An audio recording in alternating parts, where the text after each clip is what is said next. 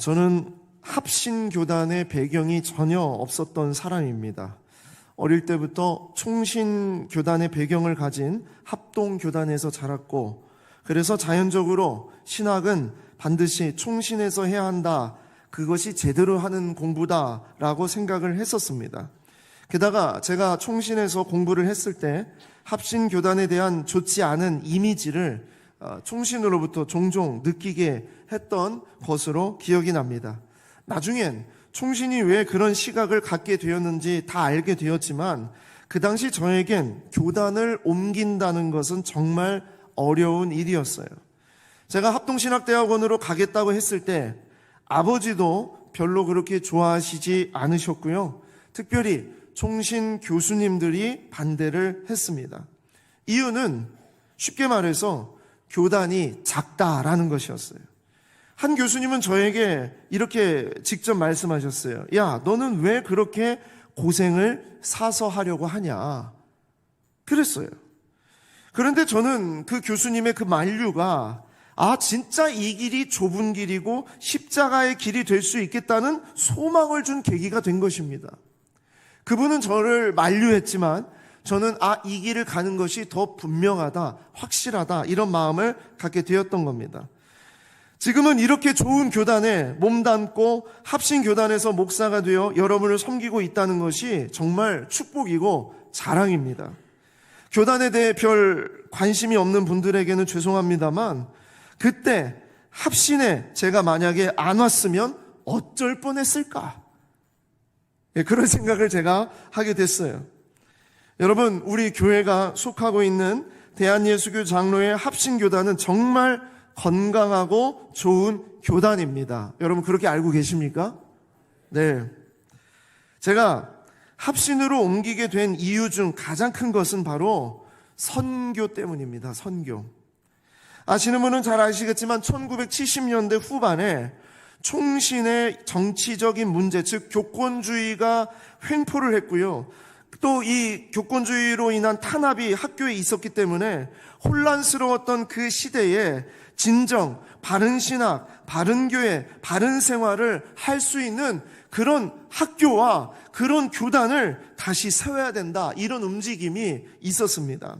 그런 가운데에서 사진을 여러분들에게 한번 보여드리겠는데, 총신에 있었던 박윤선, 신보균, 윤영탁, 김명혁, 박형용, 옥한음, 이만열, 홍정길, 이런 분들이 같이 마음을 모아서 이제 우리 새로운 학교, 새로운 교단을 준비하고 나아가도록 그렇게 하자라고 했습니다. 그래서 정말 그 당시에 사실 이 교수진들은요, 우리나라 정말 그냥 이렇게 말씀드리면 좀 그렇지만 최고의 교수진들이었습니다. 그런 교수님들을 모시고, 학교가 없어요. 총신에서 나왔기 때문에 이제 건물이 없었기 때문에 당시에 반포에 있었던 남서울교회당에서 합신이 시작이 되었고, 그래서 합신 1회와 2회 졸업식은 바로 남서울교회당에서 그렇게 했습니다. 그때 1회로 졸업하셨던 분이 바로 우리 박범용 목사님, 2대, 우리 영광교회 2대 담임으로 계셨던 박범용 목사님이 바로 그때 1회 졸업생이었죠. 어쨌든 그러한 여러 가지 어려움 가운데에서 합신이 출발을 하게 되었습니다. 그런데 곧 문제가 발생이 됩니다. 신학생들은 배출이 되는데 갈 수 있는 교회가 없다는 거예요. 교단이 작고 또 교회 숫자가 많지 않으니까 학생들이 갈 수가 없었어요. 사실 지금하고 완전 반대입니다. 지금은 우리 합신의 교회들이 참 많습니다. 건강하고 좋은 교회들이 참 많은데 학교에서 졸업하는 신학생이 없어요.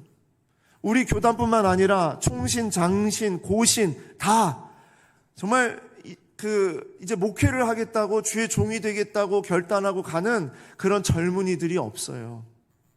그래서 여러분 정말 우리 이 일을 위해서 진짜 기도 많이 하셔야 됩니다. 그리고 정말 학교에 그런 학생들이 계속 들어가서 정말 좋은 교역자들이, 목회자들이 계속 배출될 수 있도록 기도하셔야 돼요. 자, 그런데 그때는 반대였다는 얘기예요. 좋은 정말 학생들이 계속 배출이 되는데 갈 데가 없는 겁니다. 그러자 놀라운 일들이 벌어집니다. 받아줄 교회가 없다면, 갈 수 있는 교회가 없다면 우리가 세계로 나아가겠습니다 하면서 학생들이 졸업하자마자 선교사로 헌신하고 교회를 개척하고 막 이런 곳으로 막 가게 되는 겁니다. 제가 총신에서 공부를 할 때 합신을 제대로 알게 된 이유가 바로 합신의 선교사님들 때문이었어요. 이 합신 출신의 선교사님들이 세계 방방 곳곳에서 정말 리더십과 그 영향력을 가지고 있었어요. 국내 선교단체뿐만 아니라 해외 선교단체의 그런 단체장을 맡고 있었고요. 그런 가운데에서 선한 영향력을 정말 본이 되는 그런 선교사로서 그런 사역들을 감당하고 있게 되었던 겁니다. 그 중에 하나가 우리가 또 잘 알고 있는 김종구 선교사님. 김종구 선교사님도 바로 그런 선교사로 이렇게 나가신 거죠. 이런 분들이 계속 나가게 되면서 정말 합신 출신의 선교사들이 너무나도 아름다운 열매를 계속 맺어가는 걸 보게 된 겁니다. 그러다가 제가 총신에 있을 때 한번 무슬림을 대상으로 사역하는 선교단체의 장이었던 한 선교사님이 특강을 하러 오셨어요. 근데 그분의 주제를 보고 충격을 받았습니다. 그 주제가 뭐였냐? 우리의 친구 무슬림. 이게 주제였어요. 우리의 친구 무슬림. 전혀 지금은 충격적이지 않죠. 그러나 1990년대만 하더라도 이런 문구는 정말 잘 나오지 않았습니다. 그리고 비난을 받을 수 있는 그런 문구였습니다. 폭탄 테러를 하는 무슬림을 친구로 둔다는 거, 이게 이해가 되지 않는 거죠. 모하메드를 믿고 코란을 성경이라고 주장하는 그 사람들과 어떻게 친구가 될 수 있겠냐는 겁니다. 이웃이라는 표현도 어려운데 무슬림을 친구로 둔다는 그런 표현은 당시의 선교계에서도 쉽지 않은 주제였어요. 사실 80년대, 90년대 선교사들이 막 해외로 나아가게 될 때 한국 교회는 어떤 사람들을 주로 선교사로 보냈냐면 목사 안수를 받아야 선교사로 파송하는 그런 교회들이 많았습니다. 일반 비즈니스를 가지고 아니면 여자로서 혼자서 그렇게 싱글로 선교지로 나아가는 것을 별로 그렇게 탐탁지 않았던 시대가 있었어요. 그런데 그런 시대 속에서 우리의 친구 무슬림이라고 말한다는 것은 정말 엄청난 패러다임의 변화였습니다. 그런데 그런 시도와 변혁이 가능했던 것이 무엇이냐? 선교적인 야성이 살아있고 그 중심에 성경에서 말씀하시는 진짜 복음 증거가 무엇인가? 그것에 대한 분명한 그 신학적인 바탕이 있었기 때문입니다. 복음을 전하기 전에 먼저 친구가 돼야 된다는 그 고백이 저는 그 선교적인 그 태도에 감동이 되어서 합신으로 방향을 제대로 틀게 된 것입니다. 합신을 시작했던 4인방 교수가 계십니다. 아까 사진에 나왔던 교수님 중에 한 분인데 그 중에 한 분이 바로 김명혁 목사님입니다. 제가 강변교회에서 전도사, 강도사, 목사가 될 때까지 이렇게 담임으로 계셨던 분이 김명혁 목사님이에요. 이분은 특이한 면이 정말 많았어요. 몇 번 제가 설교 때도 말씀을 드렸습니다만 그 교회에서는 그때 매년 성탄절이 되면 교회에 스님들을 초대했습니다. 스님들을 초대했어요. 그래서 스님들을 앞에 세우고 스님들이 여기에서 이제 성탄절 노래를 부릅니다. 기쁘다 구주 오셨네 이러고 찬송을 합니다. 어떻겠습니까, 여러분? 여러분 그런 교회 나가실 거예요, 안 나가실 거예요? 그런 이야기로 인해서 여러 다른 비난의 이야기도 있고 공격의 이야기도 있습니다만 그 가운데 서 계셨던 스님 중에 한 분이 정말 유명한 분이 계십니다. 그분이 법륜 스님이에요. 요즘에 우리 TV에 자주 등장하시는 법륜 스님이 그때 이미 강변교회에 오셔서 예수님의 탄생을 축하합니다 그랬습니다. 저는 정말 충격을 받았죠. 찬송가를 부르고 예수님의 탄생을 축하한다고 했던 그 배경이 무엇이냐? 그 김명현 목사님은 늘 타 종교와 대화하고 소통의 장을 열어놓는 것이 정말 중요하다는 것을 강조했습니다. 그렇다고 그분이 복음이 흔들리거나 신학에 문제가 있어서가 아닙니다. 그분은 절대로 절에 가서 법당에 가서 부처님 오신 날 축복합니다 이런 이야기를 하지 않았습니다. 그러나 언제나 그런 분들을 만났고요, 함께 이야기를 나눴고, 그런 가운데서 함께 정말 우리가 선한 일을 무엇을 할 수 있을까, 그렇게 하면서 대북 사역도 감당할 수 있었던 겁니다. 2000년 중후반에 선교지에서, 특별히 이 이슬람권 선교지에서 한국 단기 선교팀이 피랍되거나 테러를 당하게 되는 일이 벌어졌죠. 특별히 우리가 기억하는 것이 샘물교회 봉사팀이 피랍이 돼서 인솔하셨던 목사님이 순교하는 일이 벌어졌습니다. 이 일로 인해서 우리나라와 선교계가 완전히 뒤집어졌습니다. 당시 그 지역에서 이 사역을 진행했던 선교단체가 아주 급진적인 선교단체였고, 이 단체의 표어는 우리 시대에 예수님의 재림을 맞이하자, 이런 아주 강력한 그런 표현을 가지고 선교를 했어요. 그래서 그 당시에 한국교회의 영향력이 엄청나게 컸습니다. 근데 그 선교단체의 단체장이 합신 출신의 선교사였어요. 그래서 어느 날 이 사건이 벌어지고 나서 온 지탄과 공격을 이제 한국교회가 받게 되었죠. 그때에 바로 김명현 목사님이 그 단체장을 불렀습니다. 교회로 불렀어요. 그리고 제가 지금까지 보아왔던 모습 중에서 가장 무서운 모습으로 그 선교사를 아주 혼을 내는 모습을 보았습니다. 선교사가 선교지에서 먼저 친구가 되고 그들의 삶 속으로 들어가 하나님의 사랑을 전하는 자, 즉 성육신의 삶이 먼저 이루어져야지 일방적이고 적대적인 방법으로 쳐들어가듯이 하면 반드시 이런 일이 벌어진다는 것이었어요. 그래서 교회 앞에서, 선교단체 앞에서 사과하라고 그랬습니다. 예수님의 방식이 아니라고 그랬어요. 이것은 예수님의 방식이 아니다. 그리고 이 단체의 급진적이고도 강압적인 선교 사역은 그 무슬림 사역을 하고 있었던 오랜 시간 동안 그 땅에서 뿌리를 내리면서 자신의 생명을 걸고 복음을 전하고 있었던 기존 선교사들을 다 추방하게 되는 일이 된다고 했습니다. 아니나 다를까 실제 이 선교단체의 급진적인 사역으로 인해 중앙아시아의 한 나라에서 장기 선교사들이 모두가 다 수백 명이 추방을 당하게 되는 일을 겪게 되었어요. 지금은 그 단체가 우리 합신교단과 교류가 금지가 되어 있는 단체가 됐습니다. 그때 하셨던 말씀이 그겁니다. 예수님의 방식이 아니라는 거예요. 예수님의 방식. 자, 여러분, 예수님의 방식, 예수님은 어떤 선교를 하셨냐라는 거죠. 저는 그 이야기를 들으면서 제 속에 이런 질문을 던졌습니다. 예수님은 선교가 필요하신 분이었을까? 여러분 어떻게 생각하십니까? 제자들이나 바울이나 사도들이 선교사로 복음을 증거하러 간 것은 압니다. 그런데 예수님이 선교를 하셨는가? 예수님이 선교가 필요한 분이었는가? 하나님이신 그분께서 무슨 능력이 없어서 선교를 하셔야만 했을까? 모든 영광과 권세가 영원토록 있으신 그분께서 선교를 하셨어야 하는 그 이유가 너무나 궁금했던 거예요. 좀 이상해 보이지 않습니까? 하지만 선교의 개념, 선교라는 것은 인간이 만들어낸 개념이 아니라 이것은 하나님께서 우리에게 보이신 하나님의 일하는 아주 중요한 방식이라는 것을 알게 되었습니다. 이 부분에 대해서 팀 켈러 목사님은 데이비드 제이 부시의 변화하고 있는 선교라는 그 내용 속에 담겨져 있는 이야기를 이렇게 전하고 있습니다.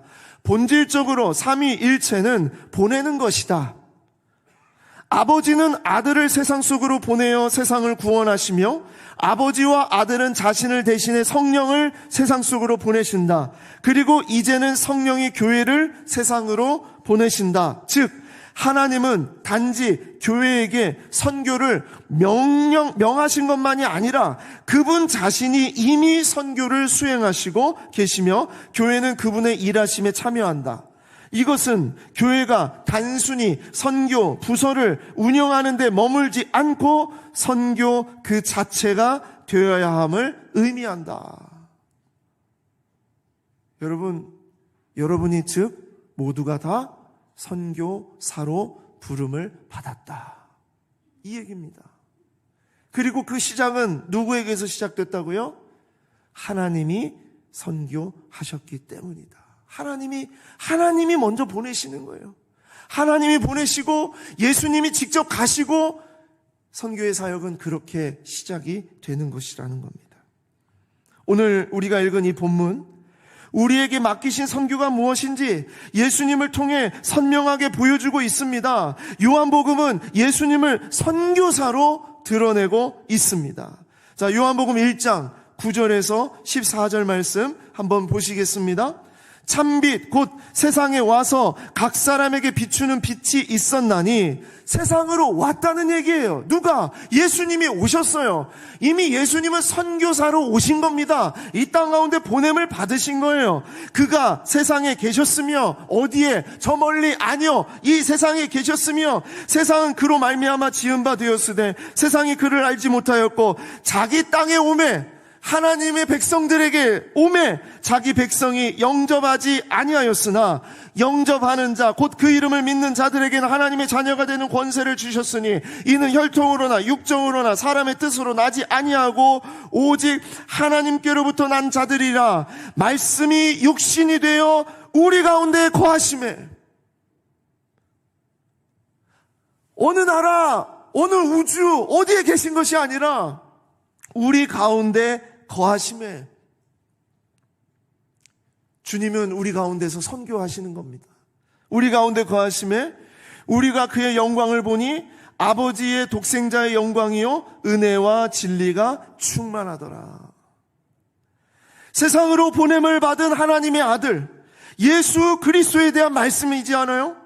하나님이 우리에게 오신 것입니다. 우리를 살리기 위해서, 우리를 구원하기 위해서 이 땅에 오신 것입니다. 이것이 하나님의 일하는 방식이고 이것이 바로 선교입니다. 이런 마음으로 예수님은 이 땅에 오셔서 오늘 우리가 읽은 본문이 배경이 되는 말씀, 즉 예수님은 사마리아 여인에게 가셨습니다. 예수님이 찾아가셨어요. 그 여인을, 그 땅을 향해서, 그 여인을 향해서 찾아가신 겁니다. 보시겠습니다. 요한복음 4장 3절에서 8절 말씀. 우리 한번 같이 읽어볼까요? 시작. 자, 다시 갈릴리로 가실새 사마리아를 통과하여야 하겠는지라.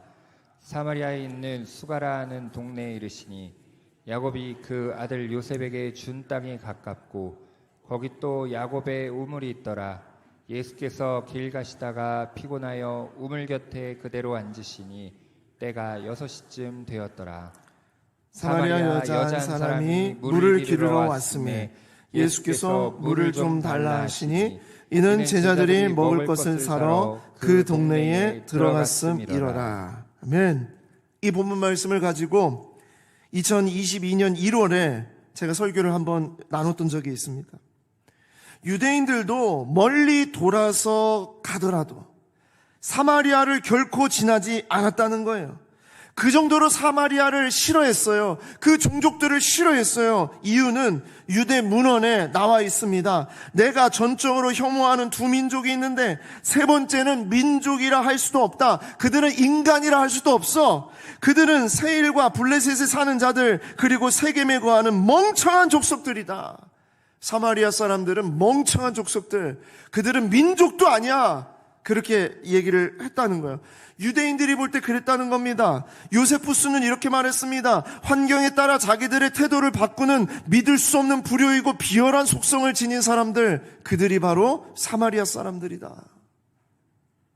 사마리아 사람들이 이런 비난을 유대인들로부터 받는 이유가 있어요. 그리고 사마리아 사람들도 그걸 인정해.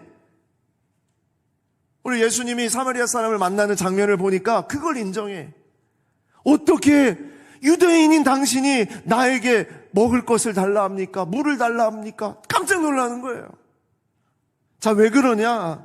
사마리아 사람들은 북이스라엘 시절에 아수르에 의해서 완전히 멸망했잖아요. 북이스라엘과 남유다가 있을 때 북이스라엘이 완전히 멸망을 당할 때 아수르 왕의 강제 이주 정책에 의해서 북이스라엘 사람을 아수르로 데려가고 아수르 지역에 있었던 사람들을 북이스라엘로 데려와서 혼혈 민족으로 만들어버렸어요. 그러니까 남유다 사람들은 혈통을 중요하게 여겼던 사람들은 북이스라엘 사람들, 이 사마리아 지역이 바로 북이스라엘인데 북이스라엘 지역에 있었던 이 사람들의 이 혈통은 잡종이다. 혼혈이 되었다. 그래서 남유다 사람들은 그들을 상종할 대상도 아니었고 죄인 취급했을 뿐만 아니라 심지어 짐승 취급을 합니다. 개처럼 취급을 했어요. 그런데 예수님은 뭐라고요? 사마리아를 통과하여야 하겠는지라 하신 겁니다. 이게 예수님의 마음이라는 거죠. 그리고 배가 고프신 예수님은 사마리아에 가서 이 여인을 만나게 되었고요. 그리고 이 여인은 그 배경이 어떠했는지는 그 전에 설교를 드렸기 때문에 간단하게 말씀을 드리고, 정말 어떤 누구도 사마리아 사람도 가까이 하고 싶지 않은 그런 여인이었는데 이 여인에게 예수님이 다가와서 물을 좀 달라 하시니 그랬습니다. 물을 달라 하셨어요. 저는 이 말씀 속에서 우리가 지금 이 시대에 정말 우리가 붙잡아야 되는 예수님의 선교, 하나님이 정말 원하시는 것이 무엇인가를 한번 여러분과 같이 꼭 나누고 싶었습니다. 그 첫 번째가 무엇이냐? 예수님의 선교는 먼저 가고 직접 가고 지금 가는 거예요. 자, 한번 읽어보겠습니다. 예수님의 선교 시작. 먼저 가라, 직접 가라, 지금 가라. 예수님은 사마리아 여인을 향해서 먼저 다가갔습니다. 여인이 다가온 게 아니에요. 예수님이 먼저 다가갑니다.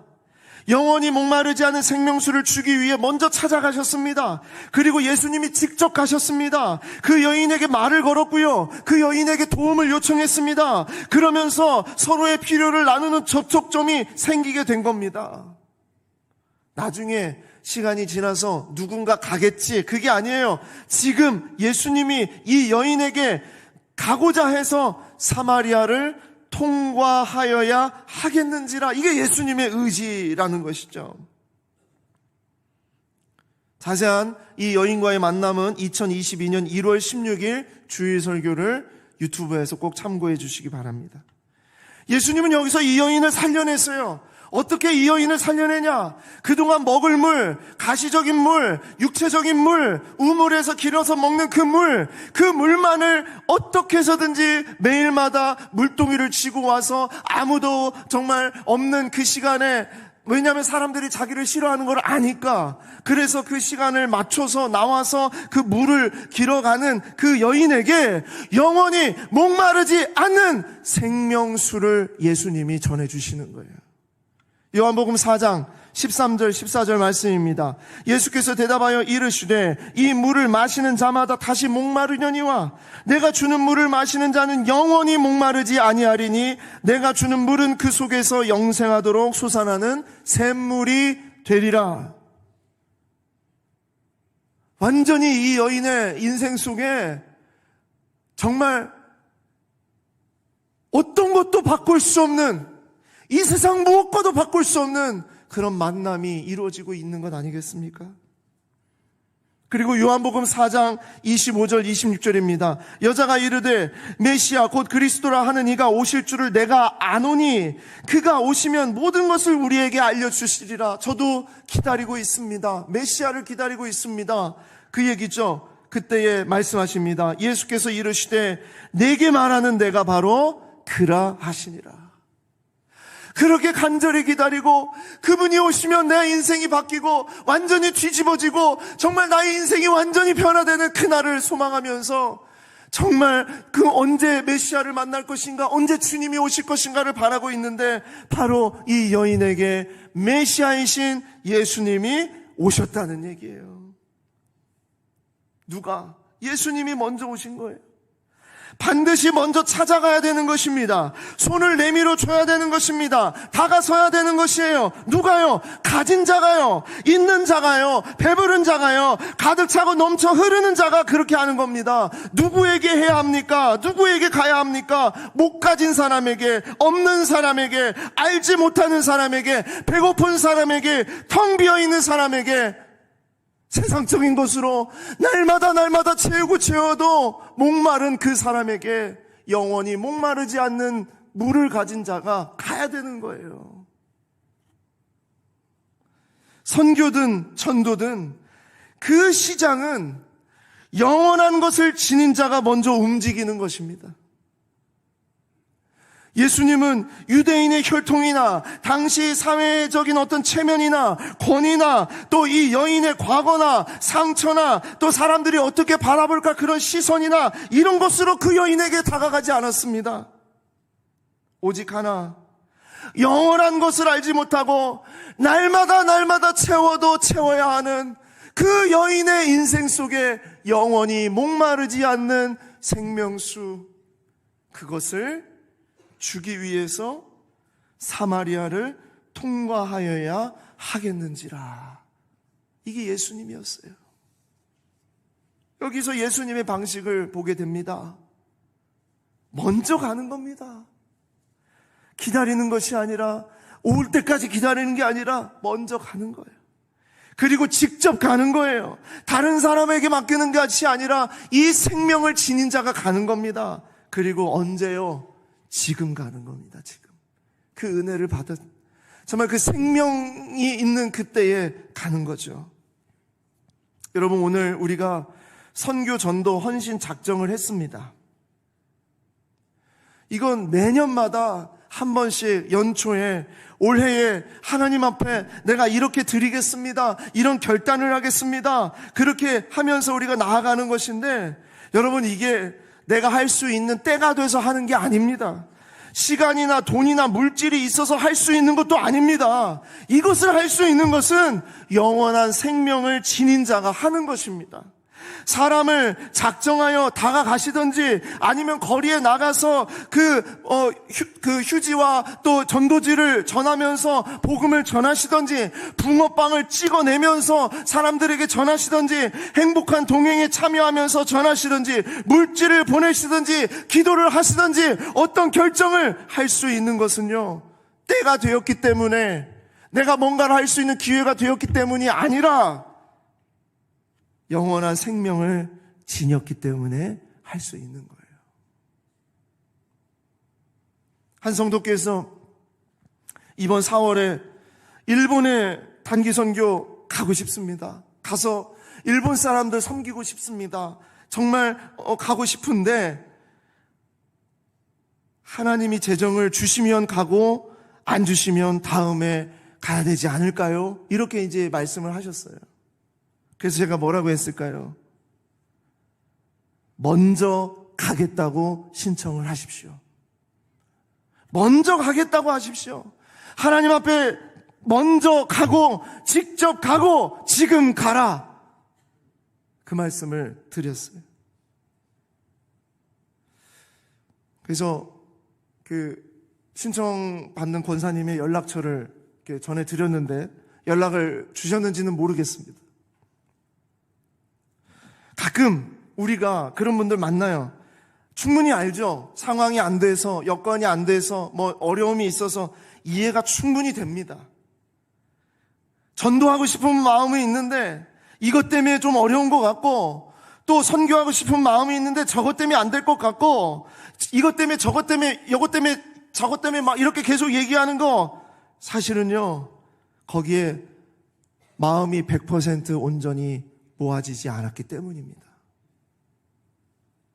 차라리 아직 마음이 다 채워지지 못했습니다 라고 말하는 게 더 정직한다고 생각해요. 다른 어떤 이유 때문에 못하겠다고 하는 것, 가지는 못하더라도 뭔가는 내가 지금 결단하고 결정하겠습니다 할 수 있는 거예요. 우리의 자식이 어느 날 아파서 병원에 가야 되고 이 아이를 케어를 해야 된다고 하면 세상의 모든 일정을 다 뒤집고 바꾸고 해서 이 아이를 집중으로 케어하는 것이 우리 사람이에요. 전도는 나중에 하겠습니다. 선교는 나중에 하겠습니다. 100% 아직 마음이 온전하게 채워지지 않았기 때문입니다. 여러분, 예수님을 만난 이 여인은 어떻게 나아갑니까? 보십시오. 이 여인의 모습을 보십시오. 요한복음 4장 27절에서 30절입니다. 이때 제자들이 돌아와서 예수께서 여자와 말씀하시는 것을 이상히 여겼으나, 왜냐하면 사마리아 여인이었거든요. 그러니까 이상히 여기는 거죠. 유대인들이었던 제자들은 예수님이 이상하게 보이는 거예요. 그러나 무엇을 구하시나이까? 어찌하여 그와 말씀하시나이까? 묻는 자가 없더라. 여자가, 근데 어떻게 합니까? 여자가 물동이를 버려두고 동네로 들어가서 사람들에게 이르되, 이 사람들이 누구냐? 나를 핍박하고 나를 공격하고 사회적인 어떤 계층에서 나를 몰아내고 소외시켰던 그 사람들이에요. 바로 그 사람들에게 가서 이르되, 내가 행한 모든 일을 내게 말한 사람을 와서 보라. 이는 그리스도가 아니냐 하니.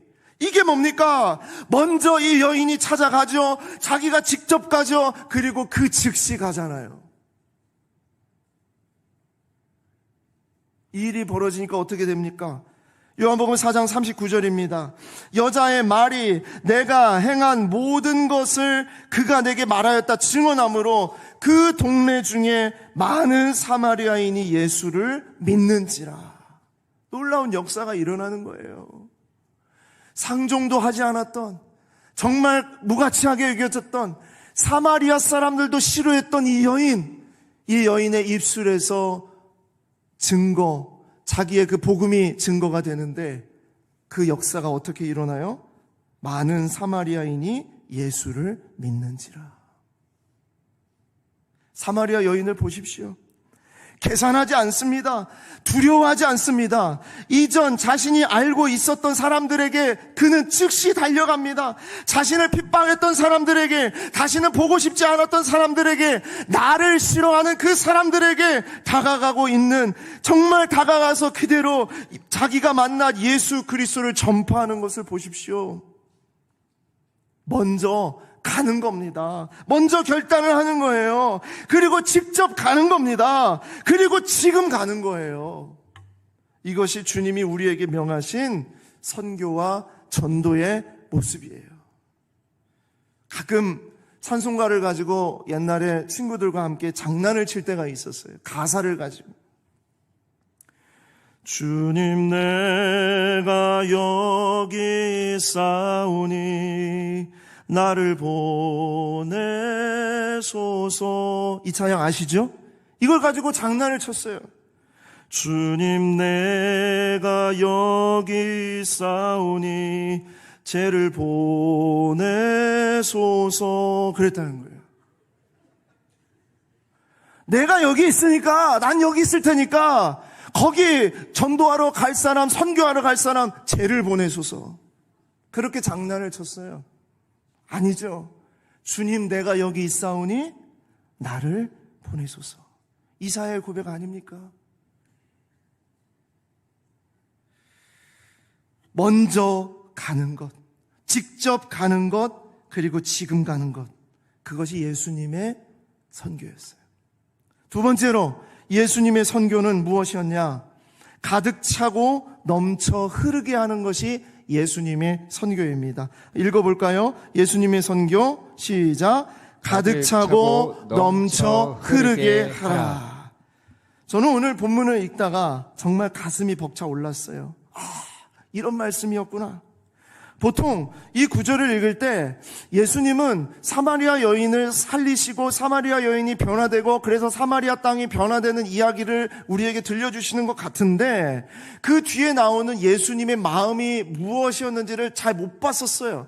그런데 본문을 읽다가 생각이 든 겁니다. 보통 선교와 전도는요, 그 대상자가 구원을 받고 전도를 받은 사람이, 선교를 받은 사람이 영원한 삶을 누리게 하는 기쁨이 있는 것이잖아요. 나는 정말 소금처럼, 빛처럼 그냥 이름도 없이 정말 그렇게 우리가 복음을 전하는 거지, 우리가 뭘 드러내려고 하냐, 그렇게 하는데, 여기 말씀을 보니까 주님은 이 말씀을 전하는, 복음을 전하는 이 사건을 뭐라고 얘기하냐? 이것이 바로 나의 양식이다. 주님이 잡수시는 양식이라는 거예요. 이게 내 양식이라는 거예요. 주님이 가장 정말 필요로 하고 주님이 절대로 없어서는 안 되는 바로 그 양식이 무엇이냐? 바로 이것이 양식이라는 거예요. 요한복음 4장 31절 34절 보시겠습니다. 그 사이에 제자들이 청하여 이르되 랍비여 잡수소서. 이르시되 내게는 너희가 알지 못하는 먹을 양식이 있느니라. 제자들이 서로 말하되 누가 잡수실 것을 갖다 드렸는가 하니 예수께서 이르시되 나의 양식은 나를 보내신 이에, 나를 보내신 선교하시는 하나님이죠. 나를 보내신 이의 뜻을 행하며 그의 일을 온전히 이루는 이것이니라 그랬습니다. 제자들은 이것을 몰랐습니다. 겉으로 볼 때에 가시적인 음식, 가시적인 양식, 육신적인 양식에 목말라 있었던 제자들은 몰랐습니다. 진짜 주님이 잡수시는 양식은 무엇이냐? 그것은 바로 하나님의 뜻을 행하며, 나를 보내신 하나님의 뜻을 행하며 하나님의 그 일을 온전히 이루는 것, 그것이 바로 우리 주님이 가장 정말 기뻐하시는 양식이었다라는 것이에요. 이 양식을 누가 먹었어요? 사마리아 여인과 예수님이 바로 이 양식을 먹은 거예요. 제자들은 그것이 무엇인지 몰랐습니다. 그러나 예수님과 사마리아 여인은 그 양식이 무엇인지 정확하게 알았습니다. 예수님과 여인은 너무나도 배가 불렀을 겁니다. 왜냐? 그것이 하늘에서 부어진 하늘 양식이었기 때문입니다. 오 주님 채우소서. 나의 잔을 높이 듭니다. 하늘 양식 내게 채워주소서. 넘치도록 채워주소서. 앵콜은 안 나왔어요 오늘.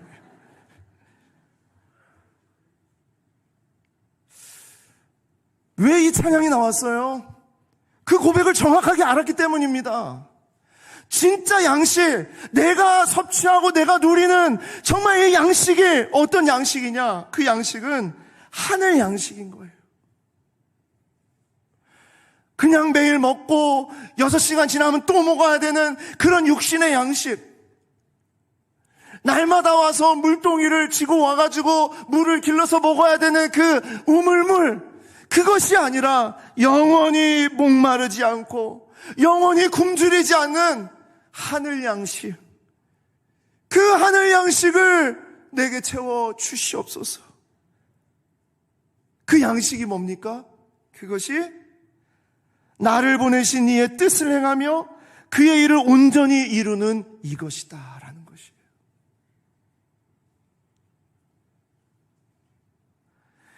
선교하시는 하나님, 보내신 하나님, 그 보내시는 하나님의 뜻에 따라서 내 삶 속에 죽어가는 영혼들, 아파하는 영혼들, 하나님을 알지 못하는 영혼들, 날마다 육신의 양식만을 최고의 것으로 여기면서 세상의 성공과 세상의 어떤 자랑할 것을 정말 최고의 것으로 여기는, 다 사라질 것을 그렇게 목숨 걸고 붙잡으려고 하고 있는 그 사람들에게 갈 수 있는 사람이 누구냐? 하늘 양식이 채워진 사람이 갈 수 있다는 거예요. 육신의 양식이 하루를 살게 하는 힘을 준다면 하늘 양식은 영원한 삶을 살게 하는 능력이고 영원히 배고프지 않고 영원히 목마르지도 않는 생명의 양식이 되는 것입니다. 제가 전도부 우리 대원들에게 가끔 말씀을 전할 때 그럽니다. 우리는 그렇게 생각해요. 나는 정말 쓰러지더라도 복음을 전해야 되는 거 아니겠습니까? 나는 넘어지더라도 복음을 전해야 되는 거 아니겠습니까? 상처를 받아도 복음을 전해야 되는 건 아니겠습니까? 그렇게 얘기합니다. 그런데 아니라고요. 하나님은 복음을 전할 수 있는 그 힘을 누구에게 주시냐? 복음을 전하는 그 자에게 하늘 양식을 부어 주시는 거예요. 제1차적으로 그 하늘 양식을 받는 자가 누구냐? 복음을 가지고 나아가는 자, 선교하는 자, 전도하는 자에게 복음을 전해 그 양식을 주시는 겁니다. 하나님이 그 영혼을 얼마나 사랑하고 얼마나 존귀하게 여기고 얼마나 특별하게 여기는지 몰라요. 하나님의 마음이 바로 복음을 들고 나아가는 자들에게 하나님의 마음이 부어져요. 계속 넘치도록. 그래서 어떻게 하냐면 넘쳐 흘러가도록, 그냥 흘러서 넘치도록 하나님이 그렇게 채워 주시는 줄 믿습니다.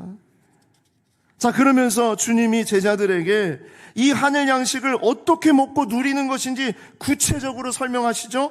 요한복음 4장 35절에서 38절 보십시오. 너희는 넉 달이 지나야 추수할 때가 이르겠다고 하지 아니하느냐? 세상의 기준으로 아직 때가 아니라고 생각하고 추수할 때가 아니라고 말하지 않느냐? 그러나 나는 너희에게 이르노니 눈을 들어 밭을 보라. 희어져 추수하게 되었도다. 지금이라는 거예요, 지금. 하나님, 지금 경제적으로 어렵습니다. 하나님, 저는 말이 어눌합니다. 하나님, 저는 몸이 건강하지 못합니다. 뭐가 안 됩니다. 나중에 성공하면요, 나중에 뭐가 되면요, 어른이 되면요, 뭘 이루면은요, 아니라는 거예요. 너희 눈을 들어 밭을 보라. 희어져 추수하게 되었도다. 거두는 자가 이미 삭도 받았고 영생에 이르는 열매를 모으나니 이는 뿌리는 자와 거두는 자가 함께 즐거워하게 함이니라. 그 기쁨이 하나님에게 있는 것이 아니라 바로 그 복음을 지금 전하고 그 추수하는 그 일꾼들에게 하나님의 그 기쁨을 부어주시겠다는 거예요. 그런즉 한 사람이 심고 다른 사람이 거둔다 하는 말이 옳도다. 내가 너희로 노력하지 아니한 것을 거두러 보내노니 너희들이 뭔가 하는 것 같지만 사실 이 모든 시작은 성삼위 하나님이 하신 거라는 거예요. 너희는 그저 그들이 노력한 것에 참여하고 있을 뿐이다. 참여하는 겁니다. 이미 뿌리시고 이미 이 모든 것들을 다 준비해 놓으신 분은 하나님이시라는 거예요. 그리고 우리의 선배들, 신앙의 선배들, 믿음의 선배들, 그들이 정말 목숨을 걸고 복음을 전했던 그들이 다 수고를 했고 너희는 참여할 뿐이야. 사랑하는 성도 여러분, 하늘 양식은 나중에 먹는 것이 아니라 지금 먹는 것입니다. 하늘 양식은 뿌리는 자와 거둔 자가 함께 즐거워하는 것입니다. 하늘 양식은 넘치도록 채우시고 가득 차고 넘쳐 흐르게 하여 모두를 먹이는 양식입니다. 그 시작이 누구예요? 하나님이십니다. 하나님이 예수님을 보내셨고 하나님과 예수님이 성령을 우리에게 보내시고 성령께서 이 시대의 교회인 우리를 이 세상 속으로 보내시는 겁니다. 어떻게 해요? 우리를 가득 채워서 넘쳐 흐르게 하심으로 보내시는 겁니다. 선교와 전도는 하늘 양식을 우리에게 가득 채우고 넘쳐 흐르게 하시는 하나님의 일하심인 줄 믿습니다. 이 양식을 왜 나중에 아니면 왜 다른 사람에게 양보합니까? 아니죠. 이 하늘 양식을 나에게 채워 주시옵소서.